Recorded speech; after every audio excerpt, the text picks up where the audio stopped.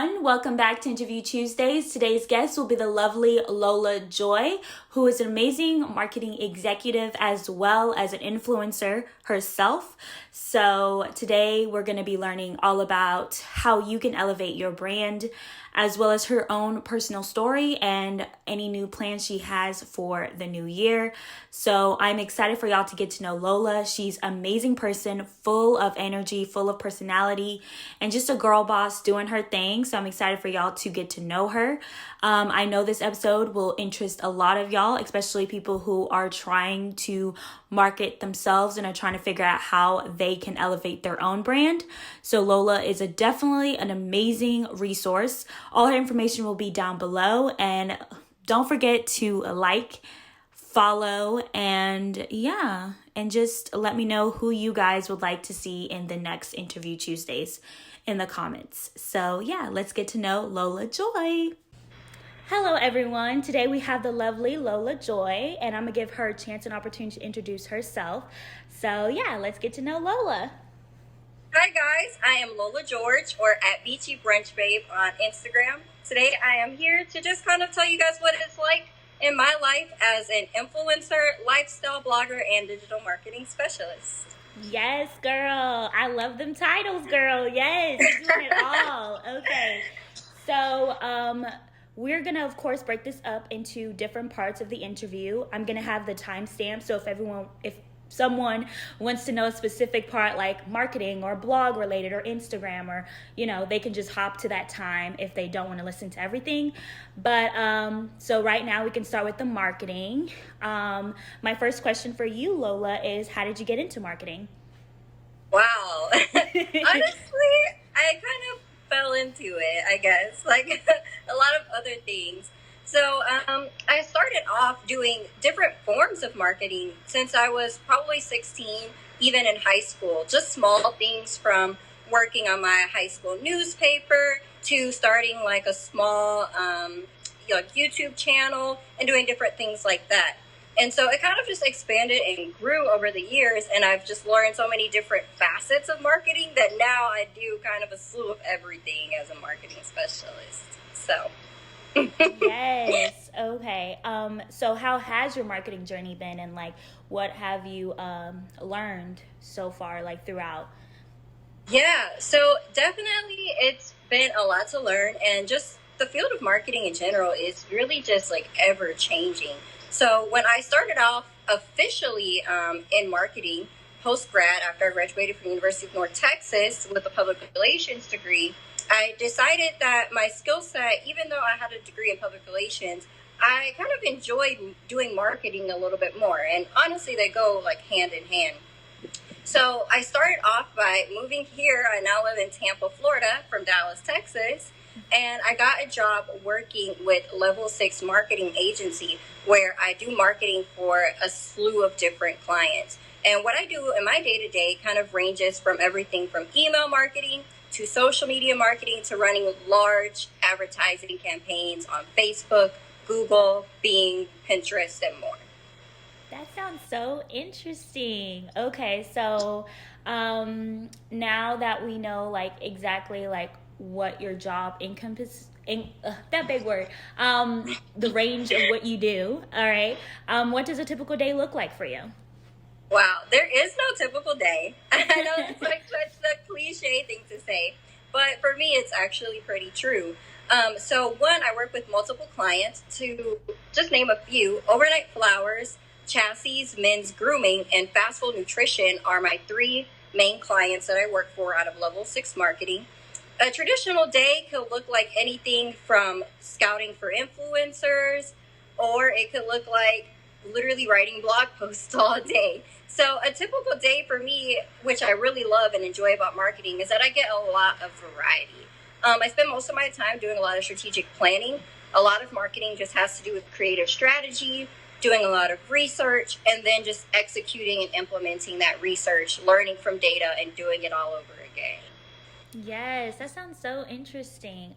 What kind of tips do you have for like other influencers that are trying, to get, reached out to, or get their work noticed by a big brand? Like, So it's really hard because I kind of play both sides of the field, right? I actually manage and hire and negotiate with influencers for my clients and my brands, but I also do personal influencing, on the side for myself, for my creative outlet.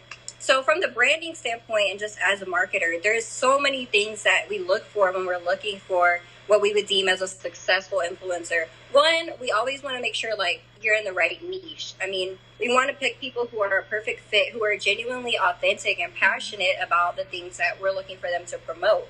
So from my personal standpoint, I mean, I'm here in Florida. I have centered my blog and everything around just what my journey has been like from moving out of state to adapting to this new state, for it's like kind of living close to the beach and this tropical lifestyle. So for me, it would make sense to reach out to or partner with brands that I do like swimwear or even beverages and just cool things like that. So I think it's super important like for an influencer to kind of find out what their niche is, what story they want to tell with their social media, and then you can find brands that really align with that story. Also, from, kind of my experience with hiring influencers, it's always important that you are professional. So things that I personally look for when influencers reach out to me or also when I'm scouting, I look for things like a media kit. I look for high quality photography or videography. I look for captions that have been well thought through, that don't have typos and little things like that. And then also it just comes down to, well, engagement. You really want people to engage with you. As much as Instagram sucks and is constantly changing their algorithm, it's been super hard to keep up with. But one thing that is super important is to just see that people are genuinely interested in who you are and what you have to say on social media, because that goes a long way. Working with brands, word of mouth is one of the top performing types of marketing that bring in the most revenue, because people trust products and brands that other people that they trust tell them about. Yeah. So it's super important to see that people are commenting, liking, or interacting with you on social media, and that they really genuinely care about what you have to offer and what you have to say. But again, I think that all goes back to being authentic. Yes, definitely. Because I've noticed throughout the whole Instagram game is changing. A lot of stuff kind of looks similar.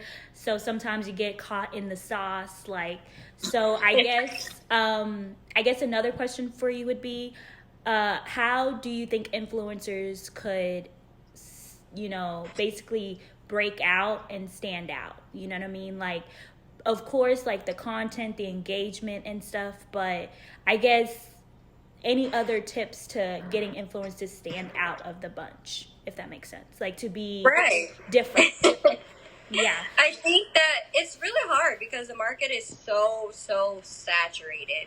I mean, now everyone kind of wants to be an influencer. Yeah. Or there's so many people who have so many talents, and it's really hard to kind of make your way through this wave, right, of people.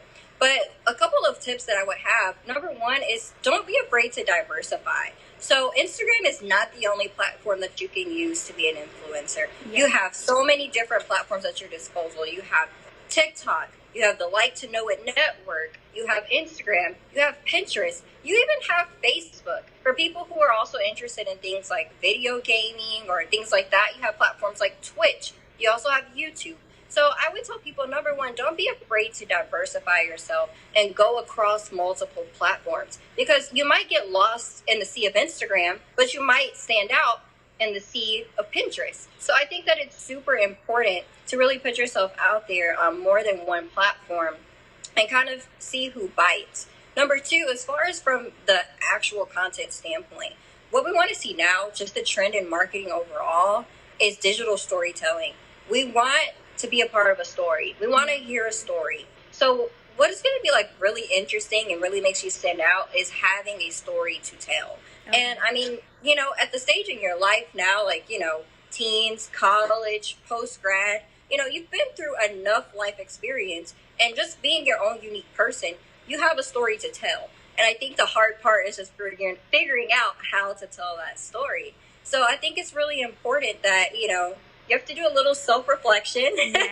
Yes. It's really hard. It's a little bit uncomfortable because you kind of have to confront yourself and ask yourself, what makes me unique? What makes me interesting? And how can I share that with others in a way that they'll respond to?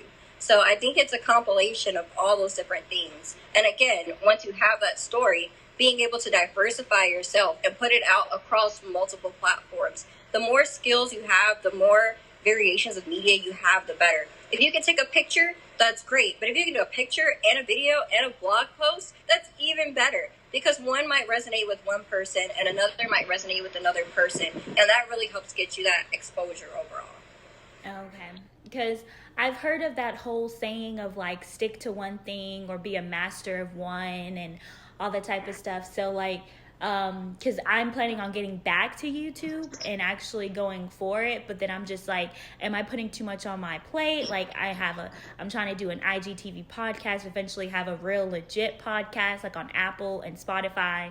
And then I'm thinking about my blog and I'm thinking about my YouTube channel, and like TikTok is really awesome. So I'm thinking about TikTok. So I'm just thinking about so many avenues, and I'm like, am I putting too much on my plate? Like, so I guess from my question from that would be like, how do you balance diversifying? You know, because you do marketing for other people, you probably do marketing for yourself, and you probably are on other platforms besides Instagram. So how do you balance all of that? Yeah, well, number one, I think you just kind of have to understand what your goal is and what you're trying to achieve. And then you can kind of repurpose your content against those multiple platforms. Yeah. So for me, for instance, you know, my Instagram, or the purpose is really just to kind of share my journey of what it's like living in Florida, being a Florida girl, what it's like to take that leap and like totally change your life post-grad. So, you know, my goal is really to just inspire and educate people on who I am and what I do and kind of what my life is like. And just keeping that in mind, it allows me to create content in a way that will like translate against multiple platforms. Because with like my, you know, goal to like educate and inspire, blog writing has a lot to do with that, as well as public speaking. So using those two skills, I can just put together one blog post, one nice video, one long form post, and I can share that against those multiple platforms. I can take my blog, promote it on Instagram, promote it on Pinterest, and it's the same link. I don't have to do any extra work. Yeah. And it also helps to have small tools like schedulers and things like that to help you schedule your content. I know a lot of people are like, well, it's really hard. How am I going to be authentic? But I'm also like curating this aesthetic and I'm scheduling this and I'm doing that. But the authenticity comes through the actual content. Just because, you know, you have to schedule it, or maybe you're repurposing or doing things like that, doesn't make it less authentic. But it's saving you a lot of time and energy from not having to make different forms of content for every single platform. Yeah. If you know that you had a really great blog post, or you got really good photos for like one brand or from one experience, take that and share it in so many different ways and so many different platforms. Take that one piece of content and reuse it. And I think that a lot of people feel that, you know, it's too hard to be an influencer because, oh my God, I have to post every day or 5 times a week. I have to make all this different content. I have to be on all these different platforms. But just go through your camera roll. Look at what you already have. Think about like your memories, your experiences. Like, when was the last time you went to the beach? When was the last time you visited family? When was the last time you got really dolled up and you just loved your outfit and you killed it? Take that one photo or video or even Snapchat memory and turn that into a story. And that's what, you know, helps you craft your post.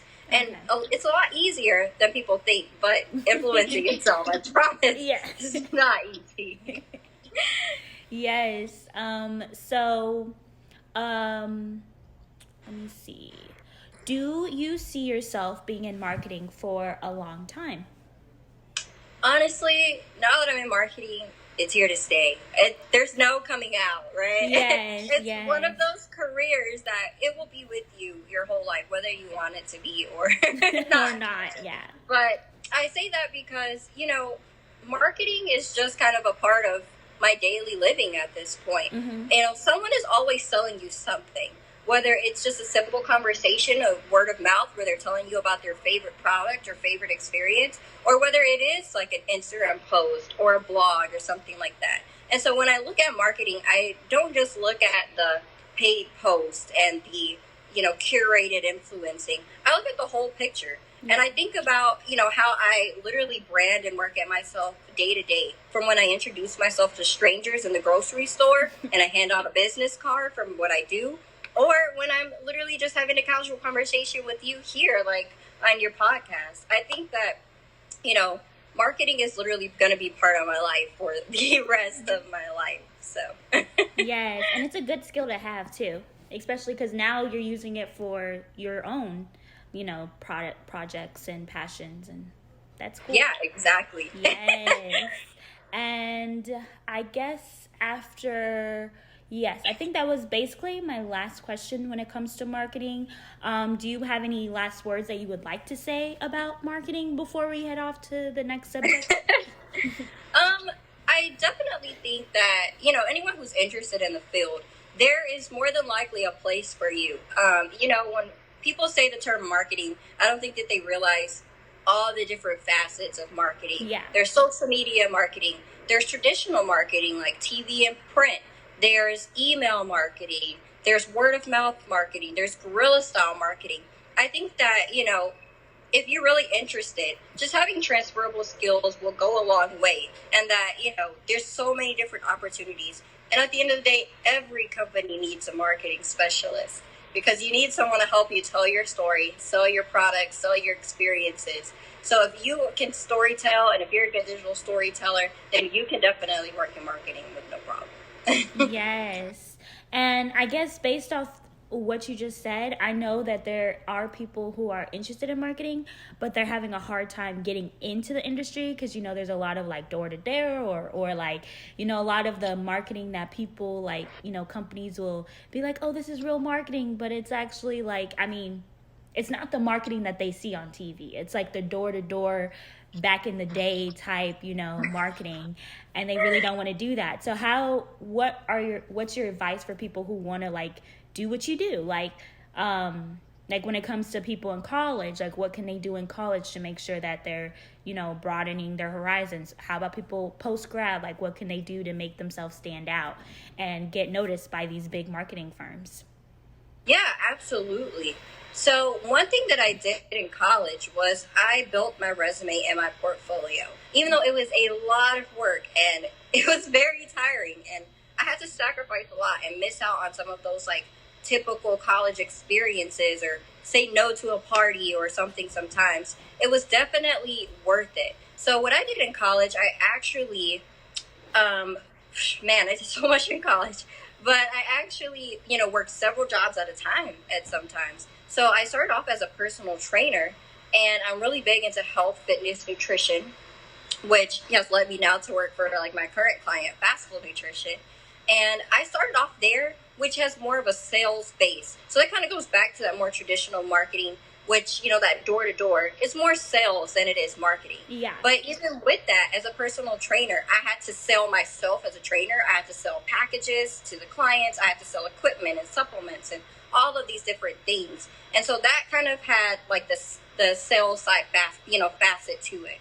And my thing is that I enjoyed personal training, but I realized I didn't really enjoy like the sales, aspect of it. So instead I decided, well, I'm going to write about fitness and health. Mm-hmm. And so I joined a small local magazine and I wrote in their health section and different things like that. So when I was in college, I just tried to get as much experience as possible. I just tried so many different things. I had a sports radio talk show. I worked with nonprofits as a PR agent, sending out media kits. I just think that it's super important that like while you're in school, college and high school as well, to really just try any and everything. If you're interested in it, just go for it because you never know which skills, you're able to use later. And you don't know which skills you really are going to enjoy more than others until you do it. So I think that that's a really big thing to do. If you're looking to get into marketing, is to really just get out there and try and look for all these different opportunities. Another thing that I did was that I built my portfolio. So anytime I worked, with a client, whether it was a nonprofit, unpaid internship, or whether it was working, doing something on the side for a small business, I built that into a portfolio. I printed that out, whether it was how I organized a social media schedule, whether it was actual social media posts or blogs that had been published. I literally old fashioned, printed those things out and put them in laminated sheets so that I had something to present to a company, to an employer when I was ready to interview, to say, look at what I can do. And now you can also do like a digital portfolio. It doesn't have to be as old school as I did it. But that's something that I also felt like made me stand out in my interviews, was that people want to do everything online now. They're like, oh, here's a link to my portfolio. But sometimes just having that there with you and bringing that into the interview really like yields value, because that's also things that you can leave with them if the client says it's okay, and they can kind of refresh and look back at you and your work. And that kind of keeps you top of mind also when you're interviewing for jobs and things like that. But I guess to sum it all up and to give it to you in one straight word, I would just say experience. Just get some experience, any kind of experience. And so for me, the biggest thing that I did was in college, my junior year, I just picked up my whole life and I moved to Chicago to go work for a startup technology company called Take 10 Trivia. And I worked there for a quarter of the year.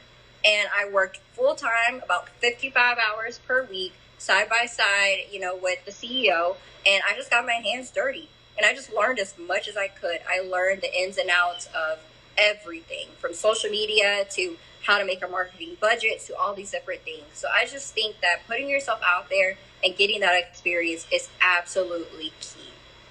Yes, your college experience was like, woo, you were putting in work, and now you get to reap the benefits of that work. Yes. Yes. All right. So the next subject we're talking about is, of course, your blog. I see that you're getting into blogging. So I wanted to say, what made you start one? Like, why do you want to have a blog? Yeah. So honestly, it wasn't really that I woke up one day and was like, I'm going to start a blog. I think that it was a long time coming. So my entire life I've always been told, that I was good at writing and speaking. And so just even from a child, I wrote all the time. I journaled, I wrote essays, I wrote papers, I wrote just any and everything. So writing has been, something I've been passionate about and doing for most of my life. But deciding to actually kind of start a blog and then also trying to monetize that blog, I really came from just the support of my, my friends. A lot of them have said, Lola, you've done amazing things, or that we're proud of you, or that, you have a great story to tell, or you have good advice to give. And they really encouraged me to pursue it and to push myself and to kind of put myself out there. Yes. Honestly, I kind of reflect back now and I'm like, why didn't I do this sooner? But I think a lot for me stemmed from like fear and anxiety that what I had to say wasn't meaningful, or that it wouldn't be accepted, or that nobody would care about what I was doing. But I quickly learned that a lot of people were actually watching me and learning from me, and people I didn't even know were watching me. And they were really interested in the things that I was doing and what I had to say and where I was in life. So they really pushed me and inspired me to start the blog and to share those experiences, because I saw that it was bringing value to them. Yes, definitely. So what do you hope that readers get from reading your blog? Like, what's your message? I really hope that it's just kind of a safe space, like a virtual safe space. So for me, I'm an only child and only grandchild. So growing up, it's just me. Yeah. I never, had any siblings or anything, but I was always told that I played the sister role very well. Everything from, starting in high school to being a cheerleader, having my cheer sisters, to going to college and joining Alpha Kappa Alpha and having my sorority sisters. I was always kind of put in this position of a sisterhood. And even now, with like my boyfriend's family, his little cousins, they kind of come to me and they ask for advice and they look up to me. And younger girls, they kind of like ask me questions and things like that. And I really feel like more than anything, I just want to be able to be that kind of big sister a little bit, or not even a big sister, but someone my own age, just be a sister and be someone that's like encouraging and inspiring, but still just, kind of sharing my authentic life experiences. So more than anything, I really hope that, people gain inspiration from my blog, but I also hope that it's like fun and trendy. And, it's taken a lot for me to kind of get where I am now, because I actually had to revamp my blog. I originally started thinking that I wanted to do like adulting 101 and, how to get straight A's in school and how to stay focused, how to combat post-grad depression, Yes. and how to get a job out of college. And like those things are great, absolutely amazing. But I wasn't very passionate about those things. What I was more passionate about was like, let me tell you what it's really like to navigate life as like a 23-year-old who just got up and picked up her life, had no idea what she was doing, is in a whole new state. And you know what?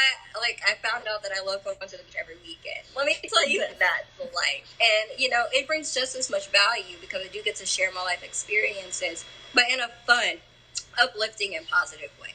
Yes, that is so cool. Like Florida, that's like a dream. Like by the beach, tropical, like already you're sun basking right now, and I'm over here. Yes, it's like in the middle of December. Yes, and over here it's raining. It's raining and it's cloudy, and I'm just like, but yes. So what are your dreams for your blog? Like, what do you hope to accomplish from it? Wow. So, man, that's kind of a loaded question, right? Yeah. So, essentially, I mean, I just kind of want to have fun with it. I want it to be kind of fun, exciting, a therapeutic, like I said, safe space. Mm-hmm. But I also want to help monetize my blog. I want to be able to take something that I'm passionate about and would do for free and then capitalize off of it and make money off of it. Yeah. And so that is kind of like the end goal, and the way that would happen would be through, different partnerships or sponsorships and different things like that, collaborations with other people, other brands to help grow the blog.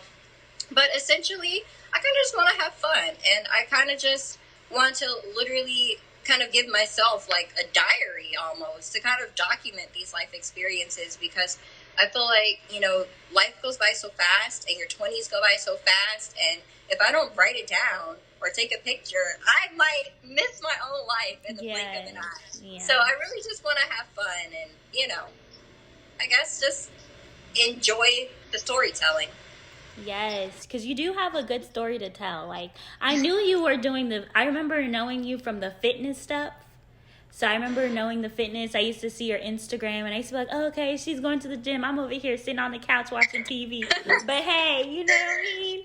But yes, like, I feel like you have a great story to tell. Like, I think it would be interesting, because in college, I felt like I was doing a little bit, but hearing your story, I'm like, I could have been doing more. So, yes. Okay. Are there any bloggers that you relate to or inspired by, and why? Wow. Man, so many. So many. So I guess one I definitely have to shout out is the Happy Floridian. I don't know her in person. I've never met her. But I recently came across her actually on Instagram, and I've been following her lately. I think her name is Kayla, her actual name. But the Happy Floridian is the name of her handle and her blog. One reason I really enjoy her blog is because she shares a lot of her experiences of just what I'm wearing, what I'm eating, where I'm going today. And I just love those type of things. I love feeling like I'm living vicariously with someone. Like, that's my friend. Yes. I love blogs that feel hyper personalized. I love it when someone is, talking to me as if I'm their bestest friend. And like I said, we've never met. Yes. And so I really feel inspired by her because I love her authenticity. I love how down to earth her content is. I love that she is just super positive all the time. And also she just creates very eye-catching and excitable content. Yes. So shout out to you, the Happy Floridian. Yes, I'm gonna tag her. I'm gonna be like, girl, you mentioned. Yes. Okay, so I see that you wrote for her campus, right? Yes, I currently am a writer. Yes. Okay. So how is that experience, and did it help you realize that you wanted to start your own blog? Yeah, most definitely. I started with her campus in college my freshman year. Mm-hmm. So I started with the UNT team, and they did all type of things from putting on events to writing the articles, et cetera, et cetera. And, again, blogging, writing in general has just been something I've always loved, always been passionate about. And me, just loving fashion and fitness and beauty, all these things. It's like a dream come true to be able to write for this magazine, this hyper feminine, like women's empowerment platform. Yeah. And so I started off in college writing, a few blogs for them. I got to write for some really cool clients like Rent the Runway and like Clinique Skincare and all these like really cool brands. And now that I'm out of college, I've transferred to the post-grad side of it, writing for Her Campus National. And now I write for just a variety of topics and a lot of different areas. So I really get to, have some deep, cool projects. So just to name a few, two of them. One, I'm actually going to be interviewing the Like to Know It Network founder, Amber. I'm really excited about that. She's going to tell me her experience, her journey of what it was like to found the Like to Know It Network. And for me, being a member of the Like to Know It Network and a Like to Know It influencer, I am hyper pumped about that. And recently, I also got to interview with the Fashion Mentor CEO, Brittany Diego. And she started the Fashion Mentor, which is a nonprofit for minority women specifically to help get involved and get their foot started in the fashion industry. Even though I'm not in the fashion industry, one, I probably should have been, but two, I have so many friends who are in the fashion industry, and even one of them I got to go support in February of this year before the pandemic at New York Fashion Week. And so I've always been super passionate about fashion, the industry in general, and being able to talk to her and like understand what she does and how she helps all these minority women break into the industry was a really cool interview that I got to have and a really cool story that I got to write about her. So shout out to Brittany as well. And I think that's just, a little sneak peek of some of the really cool, interesting things that I get to do with Her Campus. I think it's been a great networking opportunity. I think that it's been a really fun, exciting opportunity because I get paired with some really cool people and some really cool brands, and that itself is also a constant, resume builder and constantly building your like Rolodex of, contacts within the network. And so I do think that it also encouraged me to kind of push more and start my own blog because I realized just how much I was enjoying doing it for Her Campus and how I kind of wanted to branch out and just continue doing it even when I don't really have like an assignment or a pitch. So. Yeah. Okay, that sounds really cool. Yes. Okay, Her Campus. Okay.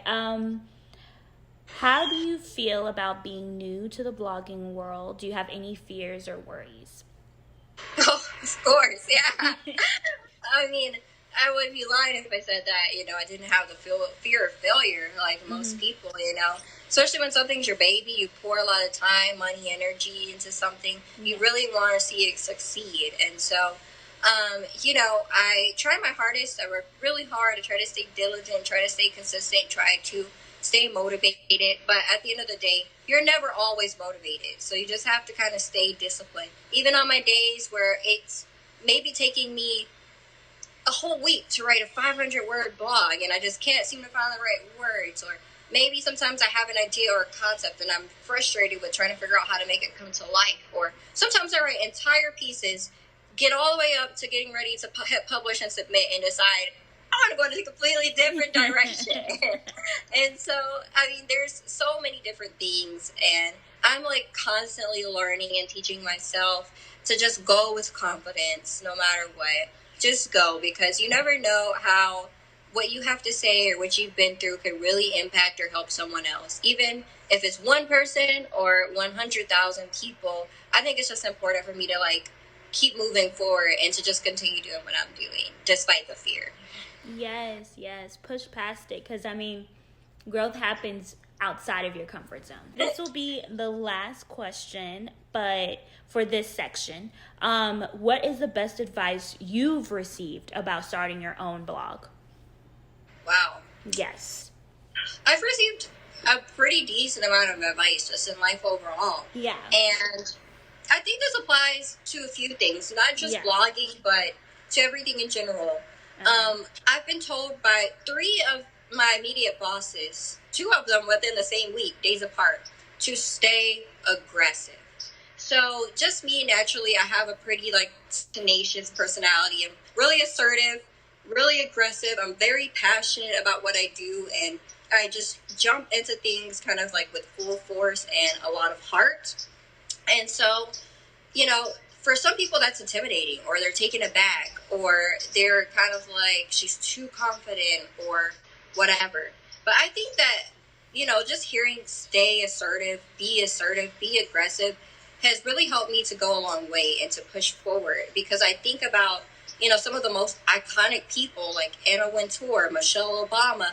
All of these women are assertive and aggressive women, and they really had to kind of push for what they believe in and who they are. And I think that, the same way with the blog, people will have horrible things to say, people will have great things to say, but I think it's important to stay aggressive and be aggressive, and just know that no matter what, that, at the end of the day, you have to go again with confidence. So I think that's the best advice that I've probably received. And it's also a matter of just not letting people take advantage of you. Don't let people walk over you. Don't let people discourage you. It's easier said than done. It's a daily practice, especially for someone with depression and anxiety. But it's so important and imperative that if you're going to survive in general, just not even in marketing, not even in influencing, but as a human being, you have to have that level of confidence in yourself. You have to stay assertive. You have to stay strong. You have to keep fighting, because this world is ruthless and it will knock you down. Yes, that's so true. Sorry, I keep pausing because I'm just you're such a good speaker. You're not saying ums or nothing. You're just you're really good. I just feel really comfortable with you. I mean, I love just talking to people in general. So it's second nature, I guess. Yes, that's a gift, girl. That is such a gift, because Thank you. I be saying nah, da. Maybe it was also a couple years of public speaking in school. But. Yes. Okay, they worked out, girl. They worked out because they're good. Okay, so we're on to the Instagram part of this podcast. You are killing it. I love your pictures. Your body is awesome. Your outfits are cute. You're just doing your thing. So, basically, my question is, how do you keep your Instagram running and growing? Woo! It is a daily grind, right? It takes a lot more effort than what you probably see on the feed. So, man, where do I start? Again, a lot of it, and not to be repetitive, comes from just my natural life experiences. Again, authenticity is important to me, and authenticity is key. So a lot of what I share on my Instagram literally is just my actual true everyday life. A lot of people can fall into the trap and into a lot of depression, because social media kind of portrays this perfect world, this perfect, experience. People think that, you're just living it up all the time, that things are always great and peachy keen, because no one wants to post all the crappy, shitty stuff that happens to you. Yes. But for me, I'm not afraid sometimes to go on a caption and be like, hey guys, I had a rough time. Today was rough. And so I decided to cheer myself up by putting on a bikini and sitting by the pool and throwing back a whiskey sour today, And so I think that, I try not to overthink it. It's just social media. At the end of the day, what does it matter? I think a lot of people get really caught up in the idea that they have to keep up with the Joneses. They have to keep up with their friends, what other people are doing. I think a lot of people also get caught up in the idea of they want to be an influencer so bad, or they have this sense of importance that they're trying to reach, that they lose themselves in the content. And you can see that with a lot of people. It's really evident. There's the people who are on Instagram to show off their outfits and their latest Gucci bag and all these type of things. there's the people on Instagram who are creating really valuable content where they're just giving tips and tricks and positive affirmations. And I think I'm probably somewhere in the middle. So I do have like a lot of great and exciting life experiences. From traveling and being able to like do different things and go to resorts and stuff like that. But I also have a backstory of like how you can do this too, and how the things that I'm doing with my life are not so out of reach for just like the everyday person. I'm a 23-year-old Black woman. I haven't really had anything handed to me. I've had a great support system, great family, great friends, people who love me. And I feel like that really took me a long way. But I still have to work really hard, for where I am. And even with my Instagram in general and, trying to grow it, I've had lots of setbacks. Even now I'm seeing a setback with, like, a drop in engagement from Instagram's new algorithm. And, like, now people are, like, transferring over to TikTok. And I'm trying to figure out how I can make sure I'm still relevant, that my content is still important, that I'm still reaching people, but that I'm still authentic to myself, and that I'm actually still having fun with it and stuff like that. And so as far as growth techniques, man, there's so many different things. There's so many, like, I'm in marketing mind right now. I feel like, I'm giving a whole consultation right now for a client. But I think that one thing I can definitely say as far as growth, something that people don't tell you is that if you want to be influential and, popular on social media, you have to be a good human in real life. I think that goes a long way. You have a lot of strangers and people who like come across your content and they might follow you because like, oh, maybe you're pretty. Maybe this post is interesting. Maybe, they just like your outfits or whatever the case might be. But that's not true growth. That gets you one like, maybe a comment, maybe a follow. But those people probably don't interact and engage with you again. True growth comes from like really putting yourself out there, networking, talking to people, even as simple as like what I'm doing, talking to you right now, and just genuinely getting to know people like on a human level and not just a social media level. Because those are the people who know you and say, she's a great person. I like what she's doing. I like where she's going. I'm going to give her a follow. I want to be a part of her journey. I want to watch her grow. And even people who are probably like watching this now and are getting to like virtually meet me and, meet me here on this platform, I think just seeing that I'm a human, that I'm a person, that goes a long way, because I think people want to follow people and want to support people that they genuinely like, that they genuinely want to see succeed.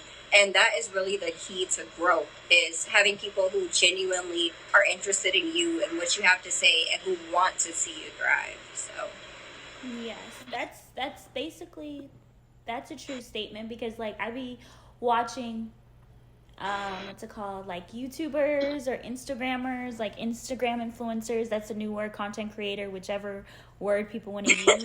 But it's like you're basically, it's like talking, knowing that you could like hang out with this person and you guys would get along. Like people just want to feel like you're relatable, that they feel like if they show up in person, you're going to be authentically you. Like you're not going to be nice on camera, but then rude in person. Yes. Because for some of those people who are like that, I'm just like, you're a great actor. You need to go to acting school. You don't even need to go to acting school. Don't you go home and hit unfollow? Yes. Right? Like, go home and you unfollow that. Yes. I'm just That's like, not growing. I'm like, okay, you're not as nice. But the people that I have met, like, I remember I met Ashley D. Beauty. She's super nice. I met Raven Elise at a club. She's super nice. And then I met Missy Lynn. She's really, really nice. And so I'm just like, when you see them in person and you see them on camera, you're just like, wow, I've seen you in person. You're really cool. And now it's like, when I go home, I'm going to support your content even more because you're just a nice human being. So yeah. Isn't that exciting though? Yes. It's so fulfilling, right? Yes. And I guess something else that shows you the power also of video content.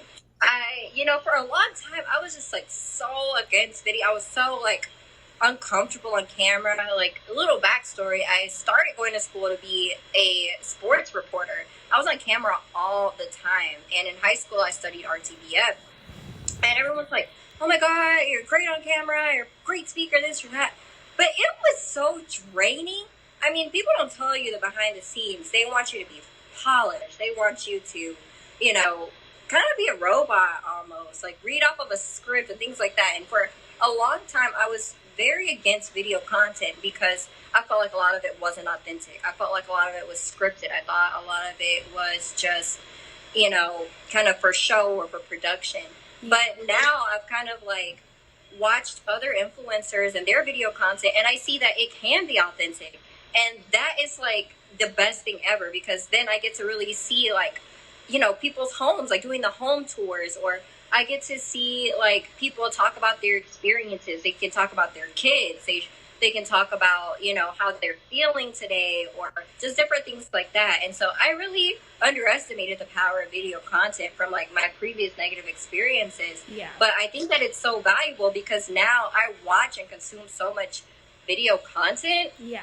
That, you know, I have met people and I feel like I know them. I don't even know them, but I feel like I know this person. Definitely. Because I've watched them and I've learned about them. And so I think that's like super cool and super valuable as well. And so that's one of my goals, is to do more video content. Yes, please do, because your personality is very like relatable, and I feel like people will definitely gravitate towards it. Because I mean, if people feel like they can easily just be like, "Hey Lola, how are you today?" and you can have a whole conversation, they feel like they're just talking to a sister, you know? Right. And, you know? That's exactly. an amazing gift, because some people are just not like, their gift is not like, you know, you were gifted, or what's it called, like you were blessed with those capabilities of being personable and being able to talk to people easily, and like, you know, you radiate good energy. Like, you know, this entire time you've been talking, you've been smiling, you've been looking eye to eye, like, you know, like you look like somebody who would be like, you know, it wouldn't be awkward to like hang out, or like, you know, I could easily talk to you or hit you up. While some people, it takes them a while they have to learn that trait. It's not something that comes so easy. So, yeah, that's true. I appreciate that compliment. Thank you. No problem.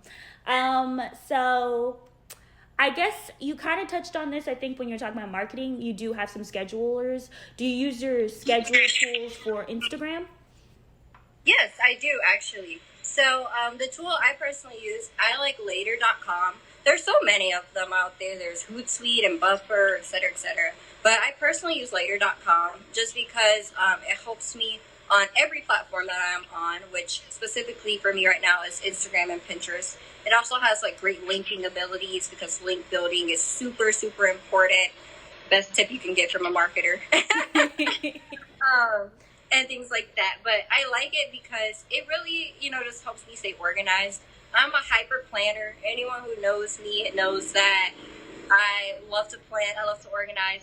Literally, people come to my house and they say, "Why do you have so many calendars?" I have 3 whiteboard calendars on my wall in my house. I have like the Monday through Sunday one. I got the whole month. I got like breakdowns. Like, I have so many. I'm hyper organized. But you know, planning is just something that I just really enjoy, and it keeps me sane, which also probably, you know, is why I'm in marketing, because it's all strategic. It's all planning and things like that. But I definitely, you know, have to keep myself organized and on track, because life is moving so fast and there's so many different things going on. I work full time. I obviously have a social life. I'm doing influencing and all these different deals and stuff like that. So just having that scheduler kind of helps me, you know, stay on track. It kind of helps me not have to think too hard about, oh my God, like, I know my best engagement is Monday at 3 p.m. Okay, but Monday at 3 p.m., I might be somewhere slapping back mimosas on a patio. And I'm going to forget to post my Instagram post, right? And so just that like small tool is something that really helps me, you know, to stay on track and stay consistent. Because again, you're not always motivated, but you have to stay disciplined, and that helps me stay disciplined. Yes, see, that's the thing. I need to get disciplined. I have no discipline. There's times, there's weeks where I'm better than others, But I feel like with me, I think when I started doing the blogging and everything, I think I was fed the wrong message of like motivation.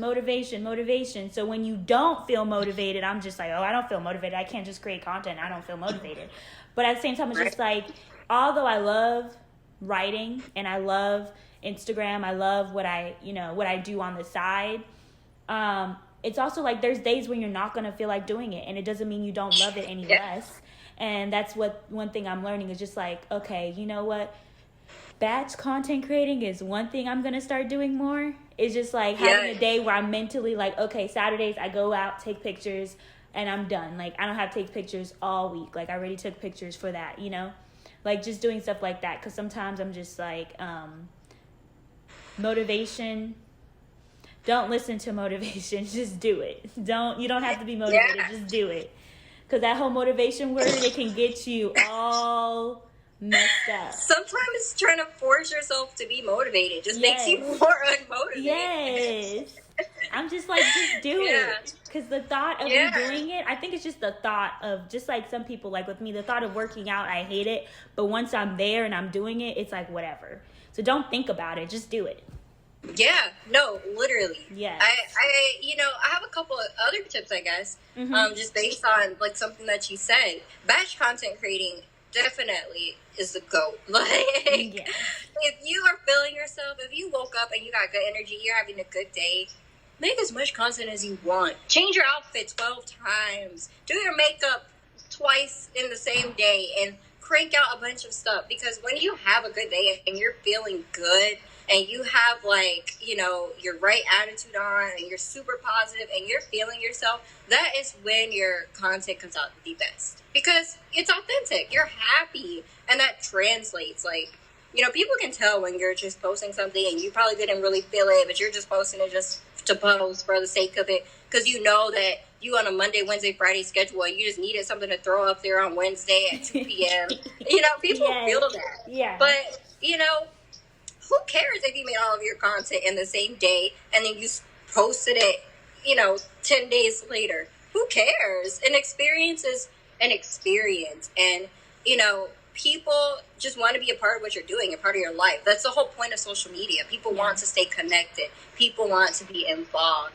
And so I think that, like, batch creating is amazing because I might be having one really great day, but there's so many things in that one really great day that I can share with you, And I think that, like, that's super important because people kind of get, like, lost in this idea that, like, oh my God, it's so much, like, work and effort to keep up with my social media. Like, I always have to be 110 to make sure that, like, I'm able to make content, like, at any given moment, on any given day, any given hour. Like, do you think I just walk out of my house, like, always on 110, like, just in case I gotta take a picture for the gram today? Like, no, nobody does that. Like, I have bad days too, and, like, I might not be taking pictures on my bad days, but what I do is I take a picture for my good day and I post it and I reflect on how grateful I am for that moment because I had a bad day a couple of days ago.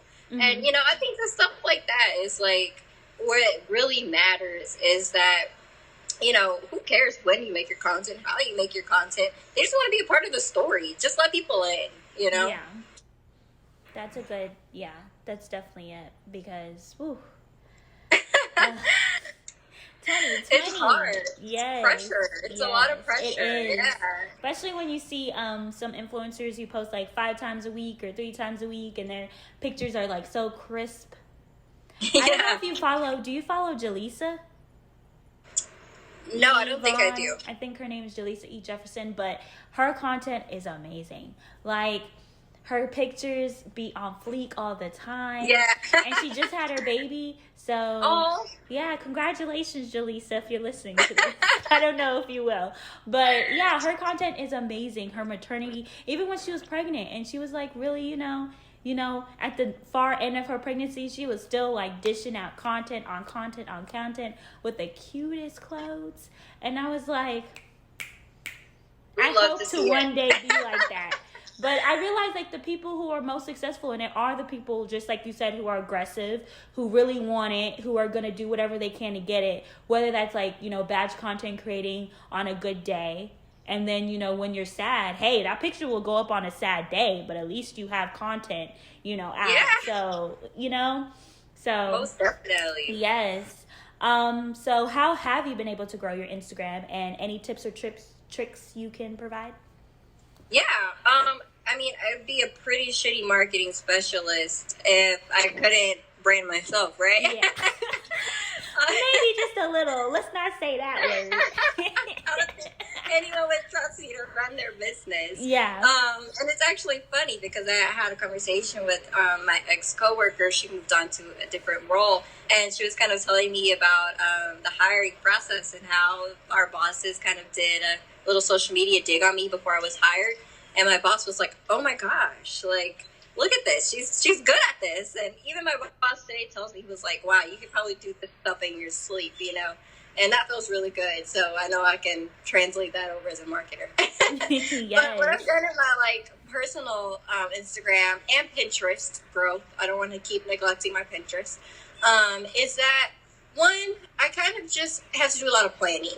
It took a lot of strategy, a lot of strategizing, and a lot of research. So number one, you got to understand what you're up against, and you got to understand what tools you're using and how to use them. Social media is ever changing. Instagram is changing. Pinterest is changing. Even Facebook and all these other, things are changing. And so you have to keep up with those trends. When Instagram changes their algorithm, when they, release reels, when you have to really sit down and take time to figure out what is it that they're offering, how does this work, and then how can I get ahead? For me, I spent so much time being afraid to be a pioneer. I was always afraid to be an early adopter. I'm going to wait till somebody else does it to see, oh my God, is this really going to take off? How is it? How does this work? And you have to really get out of that mindset if you want to grow. You have to be a pioneer. You have to be an early adopter because it's harder to grow once the market's already saturated. So one thing that really accelerated my growth was just being able to take on things early. So for me, I've been growing my Instagram for years, since I was in high school, since I was 14 years old, and now I'm 23. And so that's been 9 years that I've been on Instagram and growing my Instagram page. And so just thinking about stuff over the years and how it's evolved, how we started off with Instagram, it was really a place for photographers and things like that. So now it's a whole influencer network and platform, and you just have to keep up with those changes, because if you're still stuck on, oh, I just want to post and go, you're not going to grow, because that's not what people want anymore. That's not how Instagram works anymore. So keeping up with all these different trends and features and updates is definitely a really big part of the growth. Two, I had to adopt the mindset that I was going to create content for me and not for other people. Okay. So it was really hard because, essentially I thought, well, if I want to grow, I got to create what people want. I got to create what they like. I got to create what they want to see. But at the end of the day, people are fickle. People are so fickle. What they like, you might post something that might like you one day and they don't like you the next day. And for me, in order to really grow, I had to create content that could withstand anything. Yeah. And that is, again, those genuine, authentic experiences. If you're just only going with the trends, you're only posting, even think about TikTok right now, those challenges. People are doing all these different dances. There's another one every day. So if you're only posting what people want to see today, you're not gonna grow, because it's one and done. They like that one post, they're tired of you. And so I think you have to kind of have the mindset too that I'm gonna create content for me, no matter what. And who likes it is who likes it, And that really, honestly and truly helped me to grow, because I was less fixated on, just posting whatever the trending hashtag was at the time or whatever. Sure, that one post maybe got a lot of likes, but then my next post, it didn't get anything because it's not trendy anymore. Mm-hmm. And it's so short-lived. And it honestly helped me to grow to just have consistently good evergreen content is how I like to label it. Stuff that no matter what season, no matter what challenge, whatever, can withstand. And again, that goes with the digital storytelling. Because if you have a good story, people will always be interested.